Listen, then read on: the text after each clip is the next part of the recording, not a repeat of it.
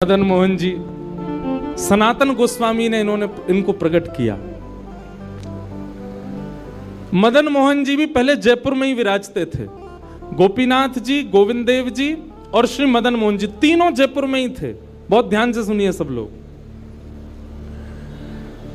तो जयपुर के राजा की पुत्री मदन मोहन जी की सेवा करती थी।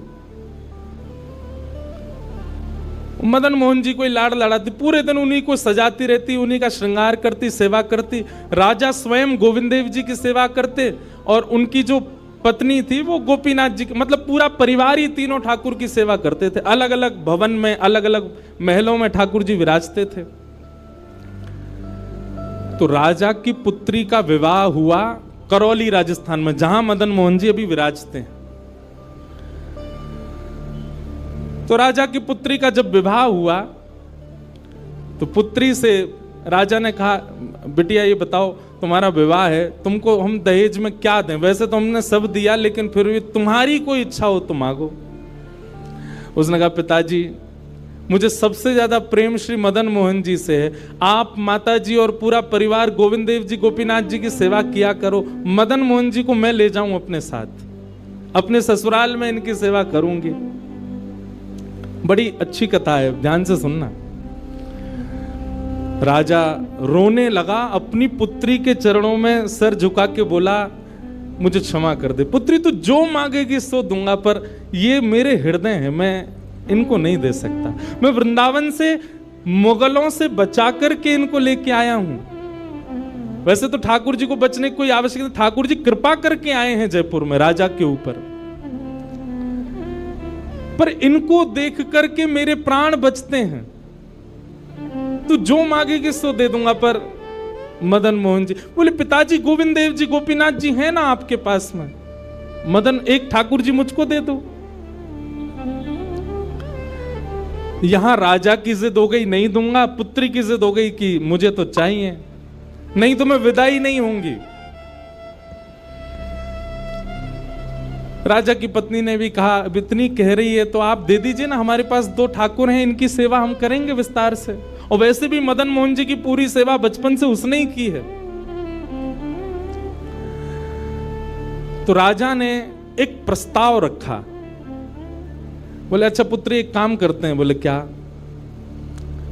मैं तेरी आंख पे पट्टी बांधूंगा और आंख पे पट्टी बांध करके मदन मोहन जी जैसे 7 स्वरूप तेरे सामने खड़ा करूंगा, जिनमें से 6 स्वरूप जो होंगे वो मैं बनवाऊंगा और 1 स्वरूप वास्तविक मदन मोहन जी होंगे।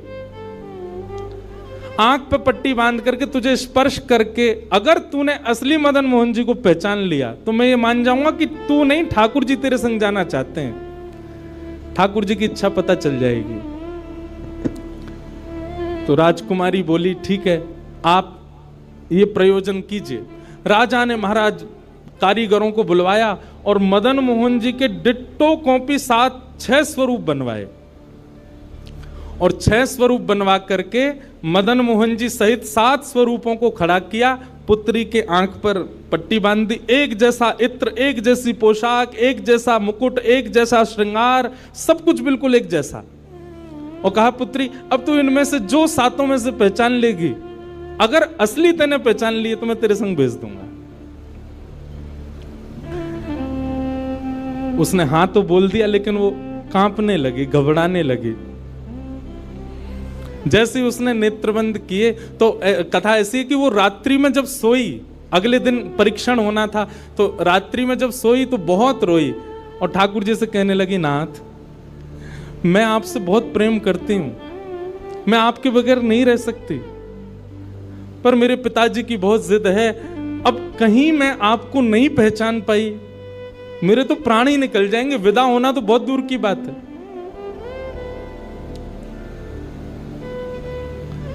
रुदन करते करते करते करते, बंधुओं एक मेरी बात बहुत ध्यान से सुनिएगा, कभी ठाकुर जी के विरह में यदि आपके अश्रु नहीं आए हैं ना, तो अभी आप भक्ति के भाव से बहुत दूर हो।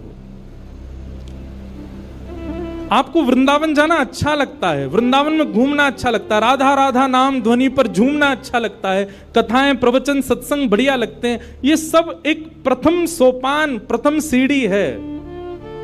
पर प्रमुख सीढ़ी तो भजन मार्ग या भक्ति पथ की विरह है। अगर वो आपके चित्त में कभी ठाकुर जी के लिए नहीं आया है तो अभी आप बहुत पीछे छूटे हुए हो। रात भर रोती रही और रुदन करते करते, नाथ मैं कैसे पहचानूंगी कि आप सत्य कौन से हो।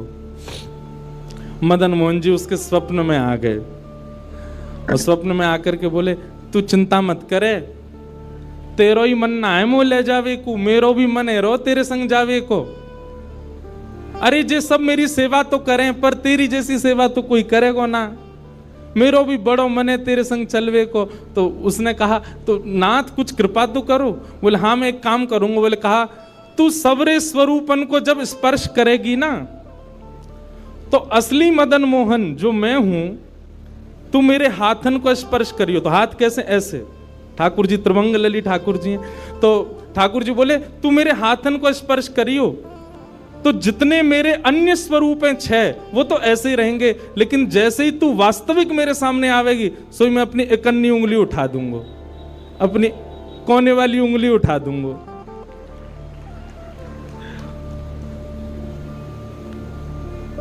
ठाकुर जी कितना प्रेम करते हैं अपने भक्त से। ठाकुर जी बोले मैं अपनी इकन्नी उंगली उठा दूंगा और तू स्पर्श करती करती मेरी जैसे इकन्नी उंगली उठे वाकू पकड़ लियो और तुरंत पिताजी से कह दियो, जय रे मदन मोहन जी, मैं चल दूंगा तेरे संग। अब तो दूसरे दिन वो पिताजी के पास गए, पिताजी जल्दी करिए, कब चलना है कब? बोले तुझे तो इतना विश्वास है जैसे तू वास्तविक में मदन मोहन जी को ले ही जाएगी, लेकिन बिटिया तू भी याद रखियो मैंने ऐसे स्वरूप बनवाए हैं कि कोई बता ही नहीं सकता कि असली मदन मोहन कौन से। बोले पिताजी आप सन्मुख पधराओ। तो महाराज भीड़ लग गई देखने वालों की, पूरा राजभवन इकट्ठा हो गया जयपुर का। 7 स्वरूप विराजमान हुए। पुत्री के आंख पर अभी विवाह हुआ, उसका विदाई नहीं हुई है, आंख पर पट्टी बांध करके और कहा जाओ, अगर मदन मोहन जी की इच्छा होगी तो तू ढूंढ ले। अब मदन मोहन जी तो पहले ही बता चुके हैं ऐसे मिलूंगा, जैसे मानो टीचर पहले ही एग्जाम पेपर लीक कर दे ये क्वेश्चन आने वाले, तैयार कर आना। उसने जाकर के जैसे स्वरूप स्पर्श करने प्रारंभ किए, पहला बोले ये नहीं है, दूसरा स्पर्श किया ये भी नहीं है। ठाकुर जी खड़े थे 5वीं पंक्ति में, 5वें वाले थे। तीसरे स्पर्श किए, बोले ये भी नहीं है। चौथे किए, बोले ये भी नहीं है।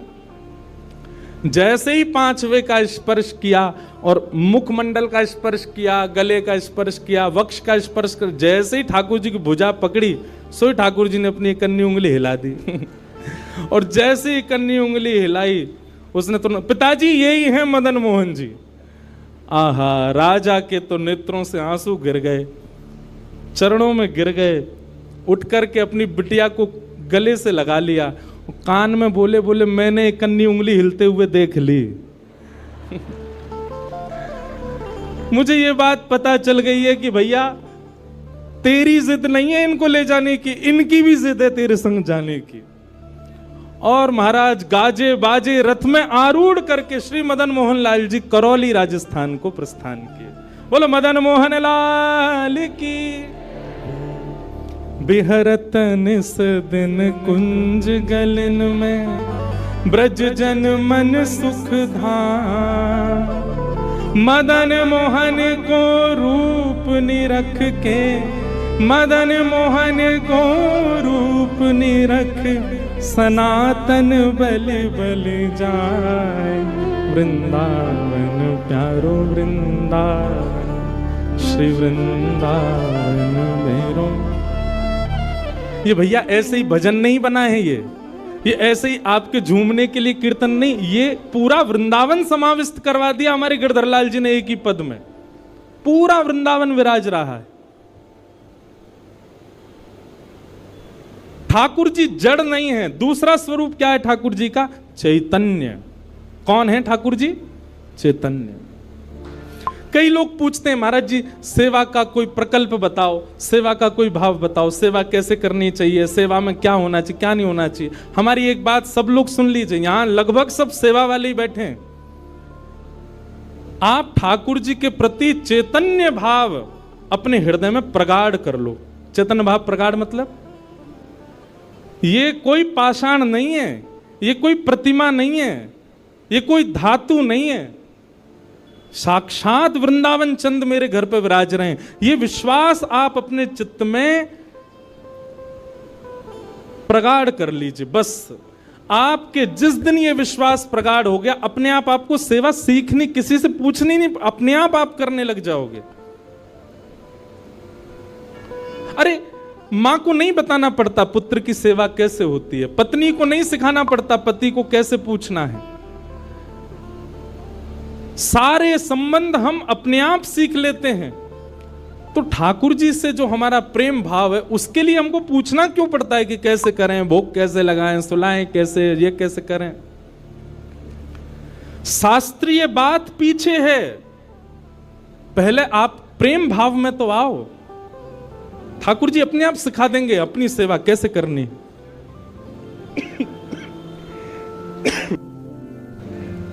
प्रेम भाव, उनके प्रति पाषाण की बुद्धि मत रखो, चैतन्य भाव रखो। जैसे आपके चित्त में चैतन्य भाव आया कि ये तो चलते फिरते उठते बैठते सब करते हैं, केवल मेरे सामने ऐसे खड़े हो जाते हैं मूर्तिमंत होकर के, मानो ये ठाकुर जी मुझसे कह रहे हैं कि तू अपनो इतनो प्रेम मुंह को प्रदान कर कि मैं चलन लगूं, मैं फिरन लगूं। सब लोग एक बात याद रखिएगा, जिसके भी घर में ठाकुर जी की सेवा है, ठाकुर जी हमको चैलेंज करते हैं, अगर तो में सामर्थ्य हो तो अपनी भक्ति से, अपने भाव से, अपने समस्त प्रयासों से तू मुझे चलवा के दिखा दे, तू मुझे बुलवा के दिखा दे।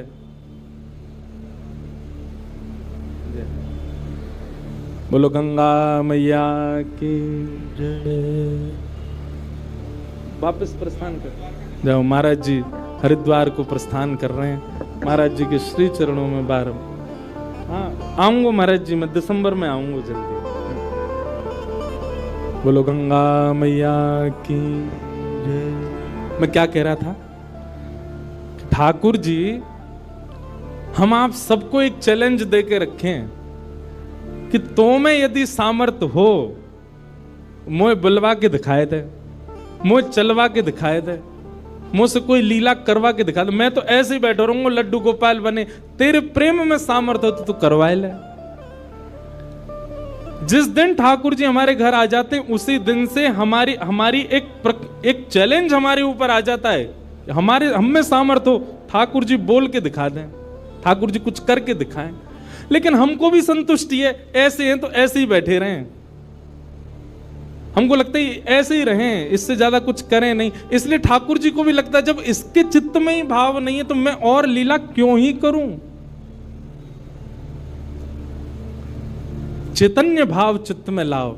जैसे एक बालक जन्म लेता है तो माँ और पिता प्रतीक्षा करते हैं, अब ये कब बोलेगा, माँ कब बोलेगा, पापा कब बोलेगा, ये चलना कब सीखेगा, ये स्कूल कैसे जाएगा, ये बड़ा होकर के जॉब करेगा, बिजनेस आदि आदि सब भाव। ऐसे एक सेवक साधक के चित्त में भी अपने ठाकुर जी के प्रति भावना होनी चाहिए। ये बोलेंगे कब।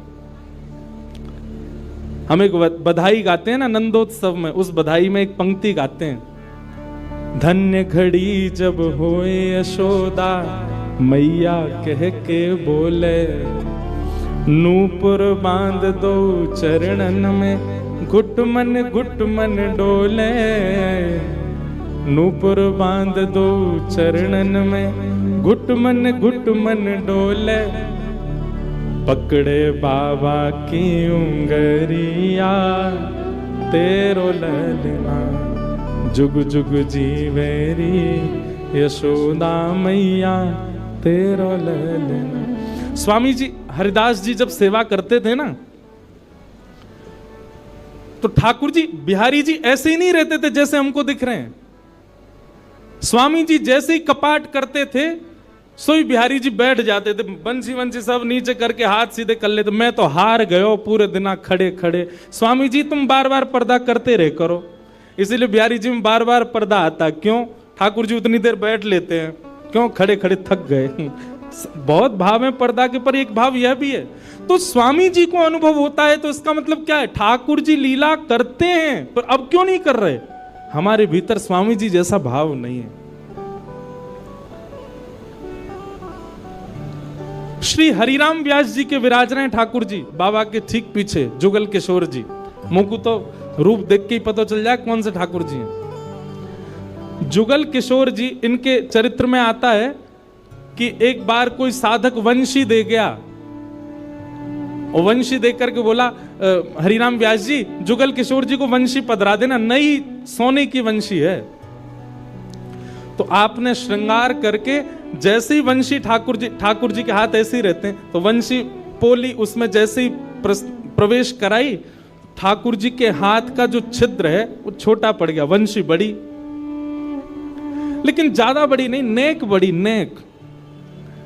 तो व्यास जी ने थोड़ा श्रम किया, थोड़ा जोर लगाया कि वंशी कैसे भीतर जाए। तो जैसे ही जोर लगाया, ठाकुर जी का हाथ छिल गया और वहां से रक्त निकलने लगा श्री जुगल किशोर जी के। हरिराम व्यास जी ने जैसे ही रक्त देखा, मूर्छित होकर गिर पड़े वहीं पर।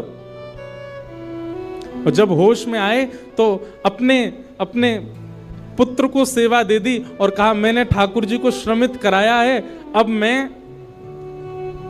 अपने आप को दंड दूंगा। तो क्या दंड दिया? सूर्य उदय से सूर्यास्त तक वृंदावन की परिक्रमा ही लगाते रहते थे, ये दंड दिया उन्होंने खुद को। पहला दिन था दंड का। एक बात सुनिएगा, इन आचार्यों के चरित्र से ना कुछ कुछ सीखा कीजिए। आपकी सेवा में आपसे कोई अपराध बनता है, आपसे कोई गलती हो जाती है, आपसे कोई दोष बन जाता है, तो उसके लिए आप जाकर के पूछते हैं, हमसे अपराध हो गया, हम क्या करें? पूछिए मत, स्वयं को अपने आप ही दंड उत्सव मना लीजिए। और दंड उत्सव क्या है? तुरंत वृंदावन जाओ, एक परिक्रमा लगाओ, किसी वैष्णव को प्रसाद पवाओ, ब्रजवासी को कुछ दे करके उनको प्रसन्न करके आओ। यही दंड है वैष्णव अपराध का, भगवत अपराध का। तो श्री हरिराम व्यास जी वृंदावन में भ्रमण करते रहे, परिक्रमा लगाते रहे। परिक्रमा करके रात्रि में जैसे ही लौट करके आए, बहुत सावधानी से सुनो, तो शयन का दर्शन करने जब गए, तो शयन के दर्शन में आपने क्या देखा कि जुगल किशोर जी ने स्वर्ण की वंशी धारण कर रखी, वही वंशी जो सुबह वो पधराना चाह रहे थे। उन्होंने अपने पुत्र को बुलाया, पुत्र को बुला के बोले, ये वंशी सुबह ठाकुर जी के हाथ में नहीं आ रही थी, अभी कैसे धारण हो गई? बोले, पता नहीं पिताजी, आप तो चले गए थे, मैंने वंशी उठा करके धारण कराई, ठाकुर जी ने धारण कर ली। हरिराम व्यास जी ने जैसे ही वंशी निकाल करके देखी, तो क्या पाया? ठाकुर जी ने अपना हाथ ही बड़ा कर लिया वंशी धारण करने के लिए, उनके लिए। अब ताली से काम नहीं चले, हमारे ठाकुर जी करते हैं ऐसे, क्यों नहीं करते? और हम संतुष्ट क्यों हो जाते हैं? जैसी सेवा है उससे हमको प्रसन्नता क्यों हो जाती है? नहीं। ये इस बात का प्रमाण है कि कहीं ना कहीं हमारी भक्ति में, हमारे भाव में, हमारे प्रेम में अभी वो स्तर नहीं आया कि ठाकुर जी उसको स्वीकार कर लें।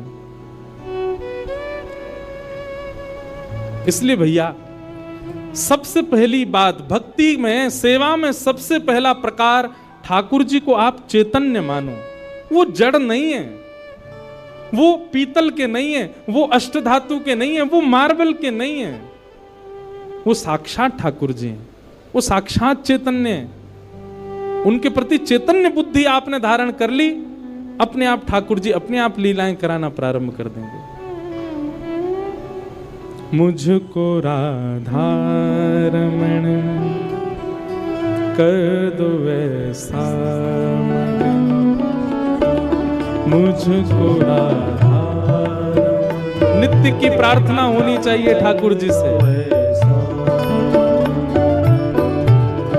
रटू में तेरा नाम, यूं आठों याम, रटू में तेरा नाम, यूं आठों याम, रटू में तेरा नाम यूं आठों याम, रटू में तेरा नाम यूं आठों याम। सब लोग गाओ। मुझको राधा रमन कर दो ऐसा मगन, मुझको राधा कर दो ऐसा। ओ करुणा निधान मुझ पे कृपा कर रीजिए, करुणा निधान मुझ पे कृपा कर लीजिए। करुणा निधान मुझ पे कृपा कर रीजिए, करुणा निधान मुझ पे कृपा कर लीजिए। ब्रज में बसा के मोहे सेवा सुख दीजिए, ब्रज में बसा के मोहे सेवा सुख दीजिए। ओ ब्रज में बसा के मोहे सेवा सुख दीजिए, ब्रज में बसा के मोहे सेवा सुख दीजिए। और प्रेम से भर दो मन गाऊं तेरे भजन, प्रेम से भर दो मन गाऊं तेरे भजन। ओ रटू में तेरा नाम यूं आठों याम, रटू में तेरा यूं आठों याम। मुझको राधा रमन कर दो ऐसा मगन, मुझको राधा कर दो ऐसा। श्री राधा रमण लाल की। करताल बजा के गाओ।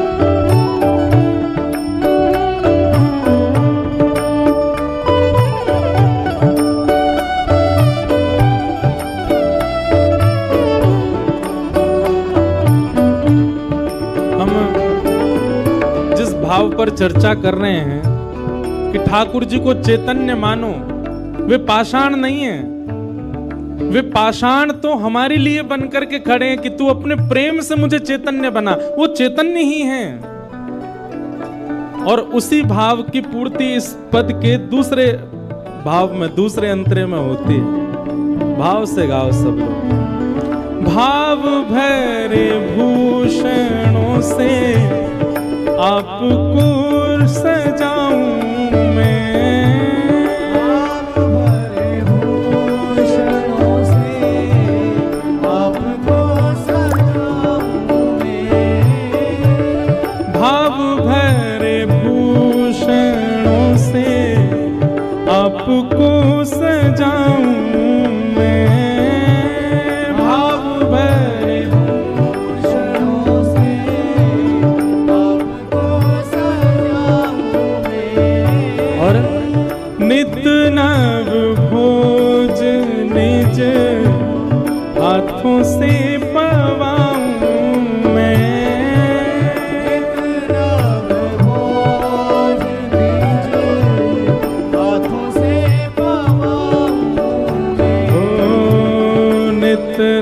सब भोज निज हाथों से फवाऊं मैं।